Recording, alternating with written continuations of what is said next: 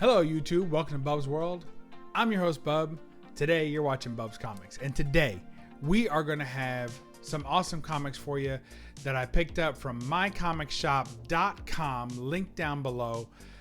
Check it out, get you some books, and so let's see how I did.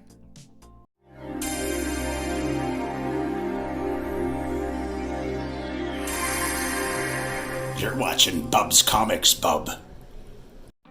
Alright, so first off, I just want to say if you watched my last video, then you saw that I had some pickups from the Cumberland Con. So if you didn't see that, check that out. But one of my pickups was a creature from the Black Lagoon, kind of like a, I wouldn't call it a bust. It's like from the nipples up, so whatever that is. So half bust. But anyway, I just wanted to show you. So he is right there. And he's just like creeping out from the door. So I thought that was pretty cool. And his hand kind of reaches right over the edge of the mirror. So I thought that was pretty neat. So I like that pretty well. I thought that was different, you know. So there you go. So that's what I ended up doing with that. For those of you, all of you who stayed awake at night, just wondering, what did Bub do with this thing? Like, what was he thinking? Well, that's what we did with it. So, all right. So if we're ready for the comics, these were from mycomicshop.com. These are a mix of some of my pre-orders, and then as well as my pre-orders, I also mix in a few of the, you know, back issues that they have. So I've got a couple of books that I've been waiting to pick up are in this haul. So without further ado, let's make me small and get to the haul. Yo! All right. That didn't work out too bad. All right, so we'll take a look at some of these. So this first one is back issue. We'll start with some back issues. Here is the Amazing Spider-Man number 55. Check that out. Of course, this is the, who knows, second edition, third edition. I don't know. They reprinted a third printing. There it is, right there. You can't go wrong with the third printing. I think that's pretty cool. So now I have the second printing, which I believe was red, and the third printing now, which is blue. So I think I'm still missing the first printing, which was white. I think the first one was white. So that's the only one I'm missing for the red, white, and blue grouping. And they may have come out with a couple of others, but those are the ones. I think there's a green one, but I don't care about that. These are the ones I want. And Gleon there, the artist on that, you'll see him again in a minute. And one of the reasons I was picking these up is just because I thought I wasn't sold on the white one when it first came out, and I wasn't sold on the red one when it came out either. But when this blue one came out, I liked this blue and black scheme, and I was like, oh man, like it made me wish that I had got the others. So then I was on the hunt for these to try and get them on the cheap because the price had really gone up on them, but the price have come back down on these, and I picked this up for just a couple of bucks. And the red one I picked up for like 10 bucks last year, so we're doing pretty good. So they're the Amazing Spider-Man number 55. A little bit of ASM for you there, folks. I know we got some big fans of the old ASM out there, so hopefully y'all enjoy that and appreciate it as much as I do. All right, next up, we got some Bruce Timm goodness. This book, I can't believe that I got this book for the price I got it. And I've been after, I think this might be the last one in the series. So All Crime number 3. Nice for the old Halloween theme. Isn't that cool? Oh yeah, we be digging that. All Crime number 3. The Art of Fiction, it says. Check that out. Isn't that cool? This guy's obviously been riddled with bullets, and it's all about the Bruce Timm art, little like Punisher type logo on the top of her head. Very cool. All Crime number 3. Is that complete my set? I know that I have 3 issues. I think this might complete my set. If so, woohoo. If not, we'll keep looking for the rest. But I think I have all 3 now. I have the one where the girl's laying on the bed. I have the one where it's like an airline stewardess, and then this one. So I think it's all 3. So let me know in the comments below if I'm missing one, but I think that's got it. So let's move into some pre-orders. So Bruce Timm, I mean, really, come on, folks. Come on. How is that not amazing? One of my favorite artists, probably all time. Then Wolverine #1. You guys knew I was going to pick this up. Clayton Crane. Yeah, Clayton Crane. I think I had it right the first time. If I'm wrong, put it in the comments. That's engagement. I'm not too worried about it. Clayton Crane, got to meet him in a local event not too long ago, which was a big deal. It was cool to see him. Got some signatures. Really like this cyber attacking Wolverine. I read the issue. This cover is the best thing about the issue from what I could tell so far. I don't really like when they just throw a bunch of characters at it, especially for a #1. Like, to me, a Wolverine #1, it's Wolverine. It should always start from he's alone. Like, because it's Wolverine. Like, I've been reading Wolverine for so long. Every #1 should start with Wolverine is alone. Somebody's probably pissed at him. He's pissed at somebody else. Maybe he left because somebody didn't return his love or whatever. He's a loner. So it usually starts alone. And in this one, he's already teamed up from the first page. This dude is teamed up. And the team grows throughout the book. And then the villain changes like in the last panel, but it's not really a change. This is the same old Wolverine schlock we've been getting ever since he came back to life. But some of the miniseries have been decent. The Red, White, and Blood was decent. And the Wolverine versus Predator, I still say, is the second best versus Predator book we have out there. That's enough about this book because it wasn't that good. So there you go. But I love the art on that. Clayton Crane did a fantastic job. One of my favorite cover artists for Wolverine is what he's turned out to be. So, and you guys knew I was going to do it. Here's the old banana cover. I know everybody was super mad about this, so I'll tell my quick story about this. And so here's the deal. Here's everybody calm down. Here's the deal.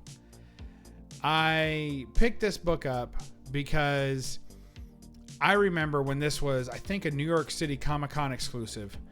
And that day that it came out, when we knew this book was coming out, and I was like, oh man, I'm not sure. I'm a little bit on the fence. It was in the early stages of the color bleed or the negative space variant, whatever you want to call it.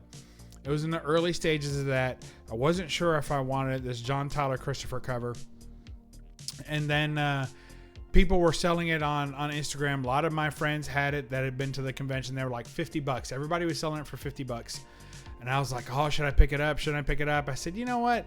I'll see if the cover grows on me a little bit, because $50, if you're not real happy with it, I mean, I could pick up a decent minor key for $50. So I wasn't sure if I wanted this. And so I waited and I kind of studied on it. It looks okay. But for $50, I was like, I'll wait. And then, as you may or may not remember, this book ballooned to $150. Like, it was 100, then 150, like in 2 days. And then nobody was selling it for $50 anymore. And of course, to me, that meant I felt like I wonder if I should have picked it up for $50. Like, so I always had that kind of little spark of regret. And I kept it in order to keep looking out for this book to see if I could find a copy of it on the cheap. So I was, but they all got slabbed really fast and they were all wanting $150 for them. So I wasn't able to get this book then. And then, the comic gods smiled upon me and they said, everybody gets a copy. We'll just won't write what they're limited to anymore. Everybody gets one.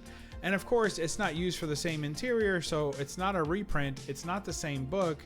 It's just a reused cover. Oh, how dirty is that? But we're happy with it.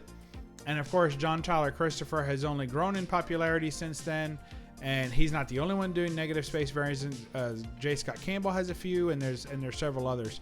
So I have a question for the chat. If you've been watching this long, I don't know how long we're into this thing, if you're almost 10 minutes. If you've been watching this long, do you think these claws, which is always a question, fit in his forearms? I think maybe. I think it's very, very close. We're not pulling out the old tape measure on Logan here, but I think it's really, really close. It's conceivable, but it's not likely, because we have to remember they not only have to retract, but they got to retract past his wrist. They have to go back past past his wrist because obviously they're not going to bend when he bends his wrist. So I have to go back. They have to be just this area here. And you figure they're not going all the way to his elbow. So just this. This looks too long. I think it should be about that long. Maybe that long if you want to push it. But that is not practical. We're calling it. Bubs is calling it.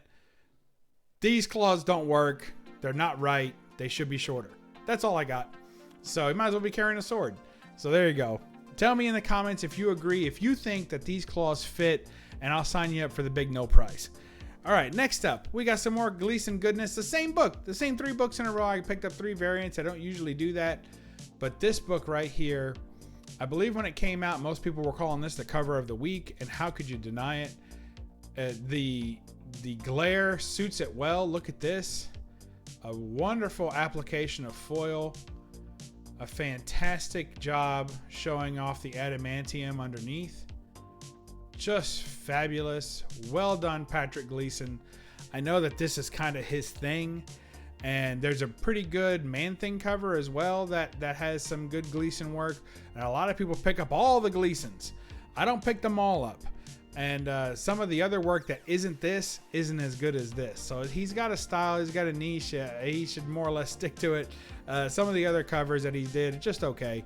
They look like everybody else's art, but this is his distinct style. And boy, is it fantastic. Well done, Patrick Gleason. 2 Gleason books in this haul for all of you math majors out there who are keeping up. All right, next up, we got Betty and Veronica. Oh no, Archie. Is he licking the glass? I think he might be licking the glass on this one. So there's a lot of things going on here.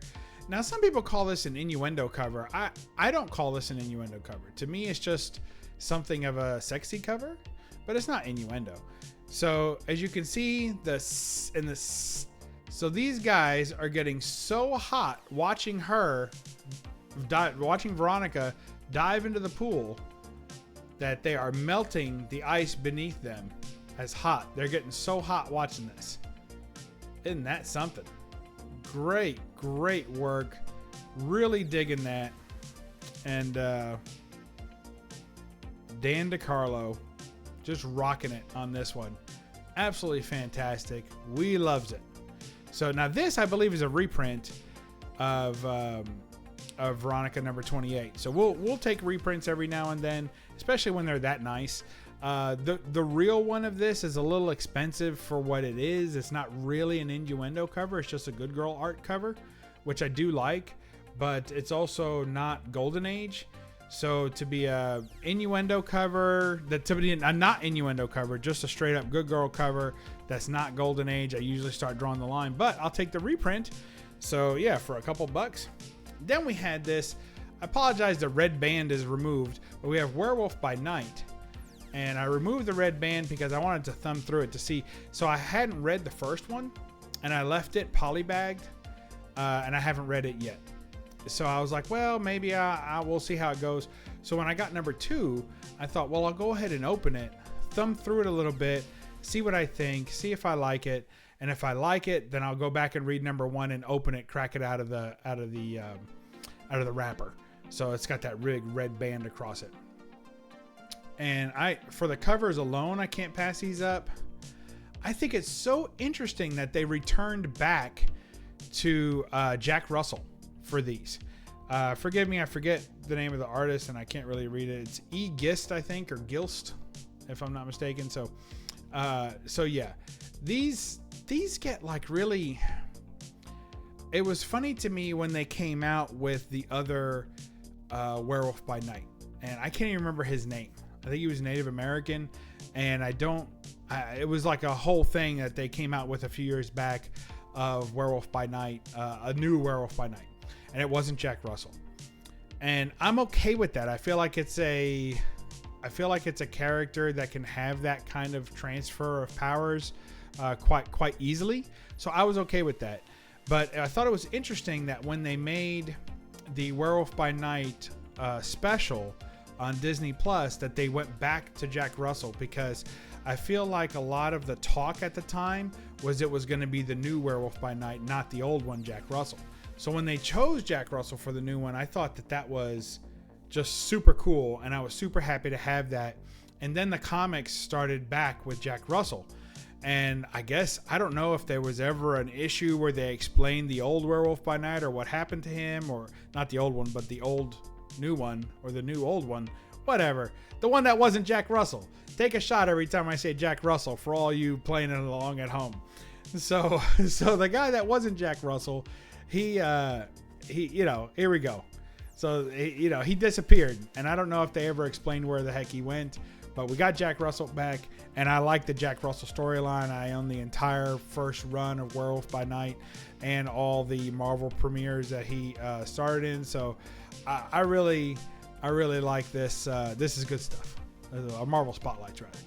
Is it Marvel Premiere or Marvel Spotlight? Either one. I got them both. So happy to have this. Super psyched, and the story looks good. I'm going to go back and read number 1, crack it out of its cellophane, and have a big time with it. All right. Now we got Detective Comics 27. You say, Bub, that book is huge. It's huge, and it is. But it's, you know, standard. It's a little bit bigger than what the Golden Age size would have been, which I don't know. It has been a while since I've seen a Tech 27 in person. It's been almost a year. But I'll be looking at one probably in the next couple of weeks when I go back to Dallas for Collector Summit. So when I go to Collector Summit, there's always some Tech 27s available. So I'm going to take a look and see what the size is, because I never have noticed that it was this big. So I would be surprised if it was this large, because this is, even by Golden Age standards, that's almost magazine size. And most Golden Age would probably be to about there, and probably about there, which is still significantly larger than even Silver Age. But I didn't know they were this big. Like, I'll have to check on that. So I'll get you an answer for that in about a month when I go to Summit, and I'll take a look at some actual Tech 27s from 1939 and see just what's going on, what the size is. I'll have to take a look. But very cool to have this. And what happens a lot of times with these reprints is these facsimiles even is that they don't include the back issues, the backup stories. They would just have, you know, the Tech story, the Batman story, and that's it. It wouldn't have any of the other stories. So it's nice that this has, you know, being a actual facsimile instead of just the Batman story reprint. It's nice that it has everything else in it too. So I'm digging that. Look at the size difference here between that and that. So very much bigger. And again, maybe it's Golden Age. I don't know. It just seems so wide to me. But it could be the original size. When I hold it up, it's not ridiculously bigger. So it just seems so much bigger. Of course, the bag and the board, it's in a magazine size bag and board. Because I don't think this would fit in a Golden Age bag and board. I think it's too wide. So, and I do have some Golden Age books that are too wide for that. And they're mostly from the 40s. So this very well could be the actual size. Again, I'll check on that in a few weeks. But that's it. That's all we got. So let's take a look, and we'll just grow me up again. I don't even know how I did it the first time. Let's see. Think real hard. I want to go home. Oh, there it goes. Yeah, that's how it goes. All right. So before I go, let's show off another quick one. We'll do this. Oh, how about the banana? Cheese for the thumbnail, folks. All right, there you go. Hope y'all enjoyed that, and we'll catch you next time in Bub's World. Remember to read a comic and don't apologize for the glare. Bye-bye.